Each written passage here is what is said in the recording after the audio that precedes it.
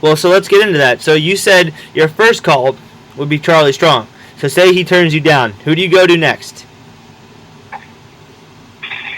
You going down the wish list? Right.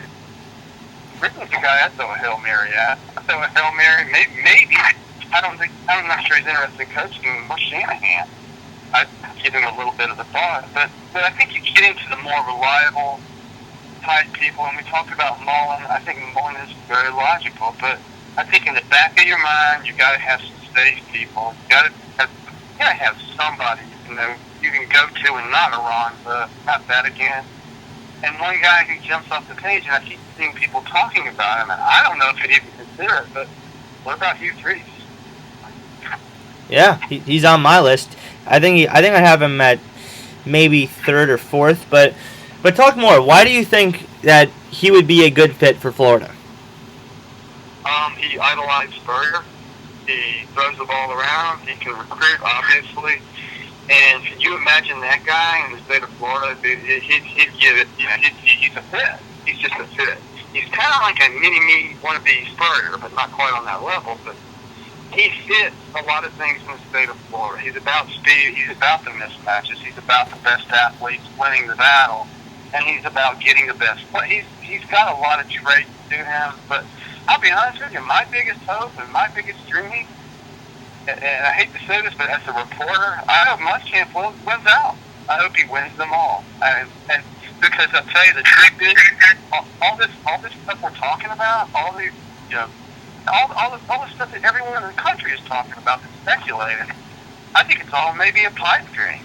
I think we may be talking like Steve Adazio. I like Steve, but I'm just saying, I'm not sure how. And well, the thing is, everything is 20 miles outside of town. They don't have the proper perspective right now.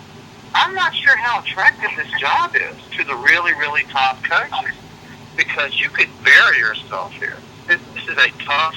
It's not like after Spurrier left. This is a tough situation now, and it's going to require a different kind of guy.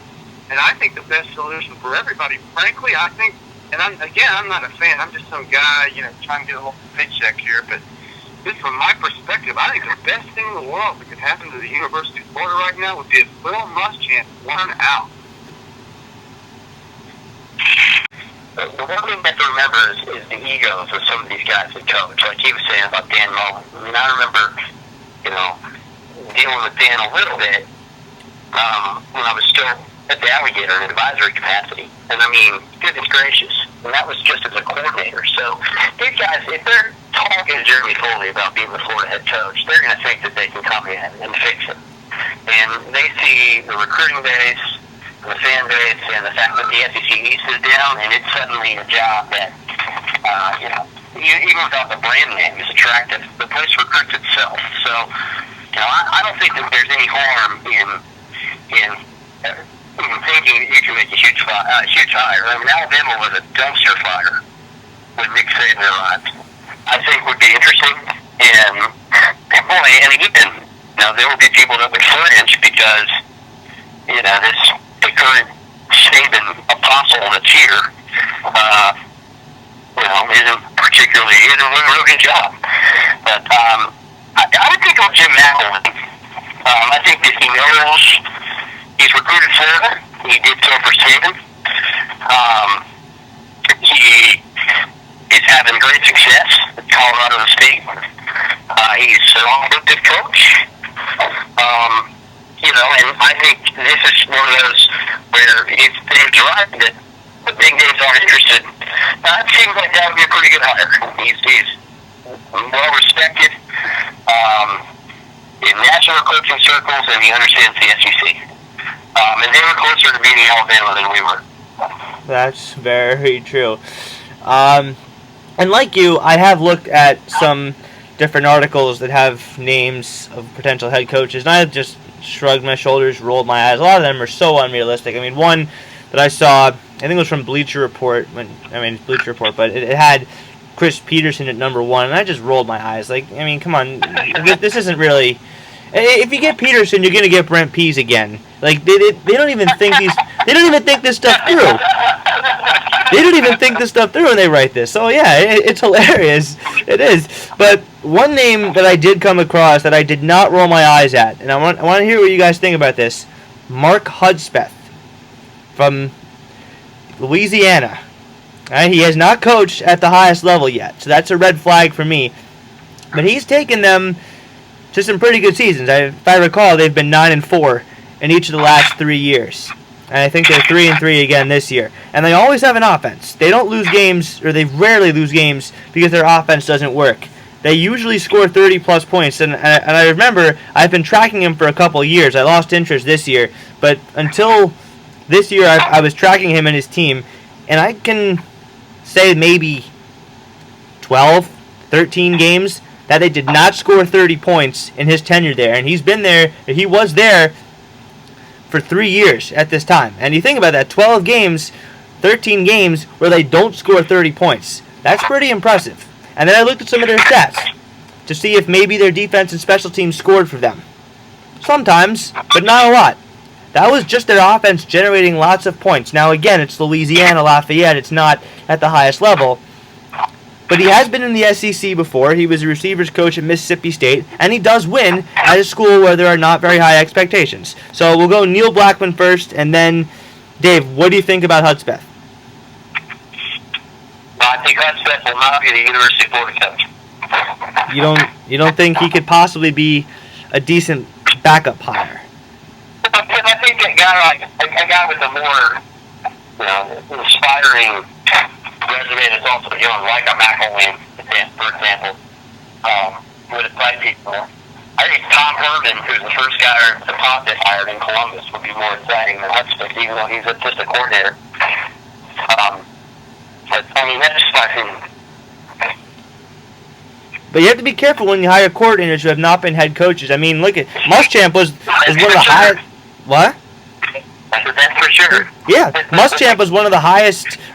Most highly touted coordinators there was. He was the head coach at Texas whenever Matt Brown stepped down. Texas had declared him their next head football coach until Florida went and took him away. So that's why I kind of shy away from coordinators who don't have any head coaching experience. Hudspeth has been a head coach and he has had success. And so is Hugh Freeze and Dan Mullen and Charlie Strong and the other guys that we're all thinking about. But I want to hear... Jimbo Fisher did okay, right? Jimbo Fisher did more than okay, yes. But I'm talking about, overall. Okay, Fisher's one. Well, I understand. I understand what you're saying. It's hard to get that home run higher, I mean, Muschamp, Foley thought he had one in Muschamp like he found Billy Donovan in basketball. It does not work out that way very often. It did work out for Georgia, Mark Richt, I grant them that. But it does not happen very often, and you can't count on that. But, David, what do you think about Hudspeth? I think now that we're discussing what actually could happen, if those dream people say no, which has happened before, now you guys understand why I think people should be careful of Muschamp. Yeah. There's not a lot out. I mean, the truth is, things change. Things obviously change, but there's not a lot out there right now. I would let Will go ahead and coach all the way up there, and when he comes off the field after FSU, shake his hand and say, thanks for watching the fort for us, because there's just, I think realistically that may be a little bit of a reach, but I think Adazio is a huge reach, and I think a bunch of the people I mentioned that's why I think somewhere within Jeremy's mind he has some kind of a plan, because I've seen him at work before. Yeah. But the fact that he's like, hey, everybody needs to slow down, means he's thinking about it. It's still in progress, and I think people that start saying, hey, what about this guy, what about that guy, I would say realistically, I bet the guy hasn't made a call yet. And I bet he hasn't even thought about making a call yet, because timing's everything in this. And you gotta wait, and you gotta see where you are and what you want. And I can't even remember the guy's name, and I hate to keep throwing stuff out like this, but who's the guy in Alabama who was such a hot name not very long ago? The defensive coordinator, Kirby Smart? Kirby Smart.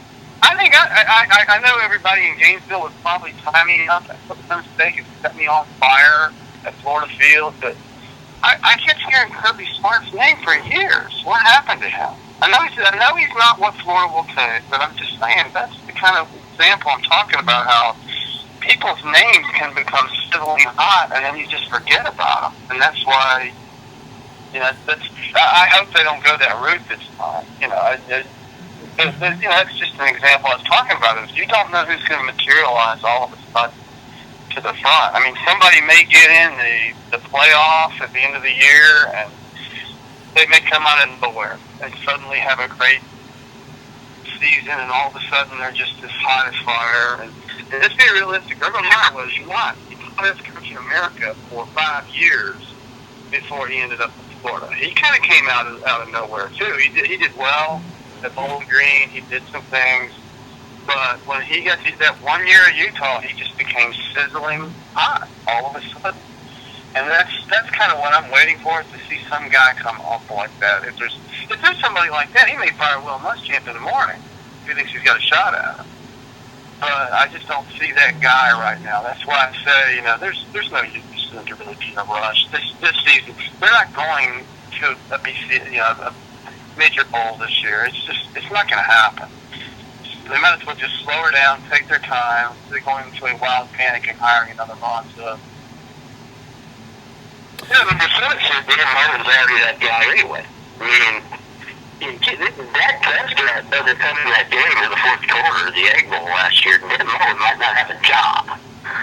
But Dak Prescott comes in the Egg Bowl, and leads Mississippi State to a comeback victory, and now Mississippi State's number one in the country. He's got this kid who's a QOS fit for his offense.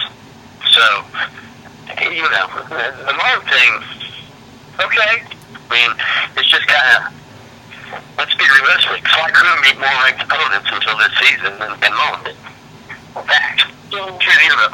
The thing I like about Dan, though, is it's kind of an worn-out story. Is the fact that he had his pennies taken out one day, which the next day in the press box. I think Florida means a lot. I think he's one of those people out there that Florida means a lot to, and I think he would do everything he could. I think his wife would be tickled to death back here.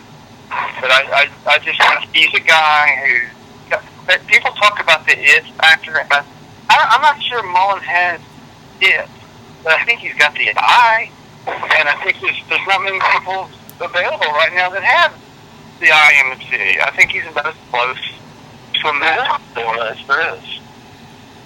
Well, let me ask you this. If Foley were to make a call to somebody of the upper echelon, like Bryles or Sumlin or Kelly or Mark Helfrich or someone of that level, not necessarily them, but someone that's up high and no one thinks is touchable right now, and they offer them the world. They say Florida is an attractive job, and really it is. I mean, they've won 3 national championships in the last 20 years. The recruiting is, it's all right there. The recruiting the state of Florida well, and your team is set.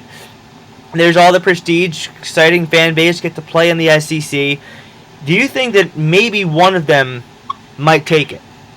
I think there's a big fish out there that probably take the hook. But I think you better make sure they're going to take it. You don't want to get yourself in a huge mess. And again, I think the SEC's changed. I think it's all about offense. And it's all about change. If I was going to go after I mentioned Charlie Strong, but if I was just going to go after the ultimate fish, the biggest whale, and I had the biggest hook that maybe could land somebody, and everybody probably would laugh at me, I'd go try to go get Gruden just for the heck of it. Just give him a shot. He'll never come. Somebody told me today who knows what they're talking about. They said, the guy's making millions of dollars and he works 20 hours a week. Why would he bother? So I know it's stupid, but the guy's got to have a little bit of an itch. And I do know he was interested when Meyer was hired. Well, maybe not real seriously interested, but it intrigued him a little bit. And he loves when his name is out there. He loves to be mentioned. He just loves when people start talking about him as a coach. It probably makes him more money. I don't know. But yeah, I was going to dream big, and it might be a couple of bucks. It might just be a total stupid bust. But I'd give it a shot.